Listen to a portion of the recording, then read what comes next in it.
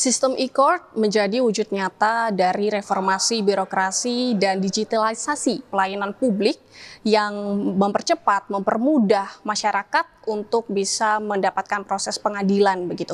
Yang pastinya mulai dari pendaftaran perkara, kemudian pembayaran, dan kemudian sampai nantinya di hasil sidang putusan ini bisa mempermudah, mempercepat, dan terjamin oleh transparansi, akuntabilitas, dan pastinya terukur. Namun bagaimana sih cara dari sistem e-court ini bekerja untuk masyarakat? Kami akan langsung bertanya ke Bapak Rizky selaku Biro Hukum Humas Mahkamah Agung. Selamat pagi Bapak. Selamat pagi Suara. Bapak, mungkin boleh dijelaskan bagaimana sistem e-court ini bisa memastikan transparansi dan akuntabilitas untuk masyarakat? Ya, jadi peradilan secara konsep itu terbuka. Setiap tahapan dari mulai pendaftaran sampai pengucapan putusan, bahkan sampai perkara itu harus menempuh upaya hukum, itu harus dapat diakses. Itu esensi dasar suatu proses peradilan. Selain dapat diakses, maka yang kemudian harus dihadirkan pengadilan adalah mudah diakses. Dapat saja tidak cukup, tapi harus mudah diakses. Bagaimana kemudahan itu dilakukan dengan pemanfaatan teknologi informasi. Sebagai contoh, kalau kita mau mengakses satu pengadilan, saya ambil contoh pengadilan negeri Sekayu misalnya, kita cukup mengklik sistem informasi penelusuran perkara pengadilan negeri Sekayu. Dari situ kita bisa melihat seluruh proses acara yang ada di sana, seluruh proses persidangan yang ada di sana.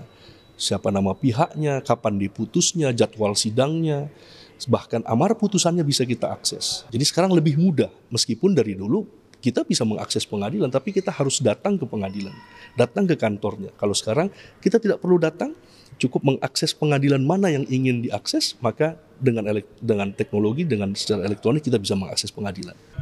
Artinya ini masyarakat yang akan mengajukan layanan itu terjamin begitu ya Pak, informasi pribadi mereka yang pastinya nanti perlu diisi di dalam sistem itu, dan kemudian ketika mengajukan perkara pastinya informasi pribadi itu diajukan. Ini apakah terjamin kerahasiaannya Pak? Mahkamah Agung secara terus-menerus memastikan kita tunduk pada ketentuan perlindungan data pribadi. Regulasi yang sekarang sudah ada dan kemudian beberapa aturan yang sekarang sedang berjalan, kita akan pastikan kita comply dengan aturan itu.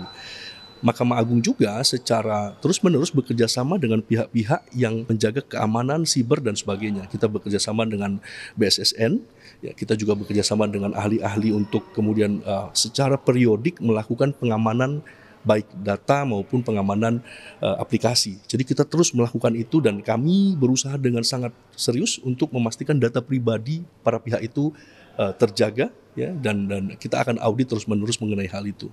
Baik, artinya ini sudah dipastikan Mahkamah Agung akan menjamin data informasi pribadi dari masyarakat. Terima kasih Bapak untuk informasinya.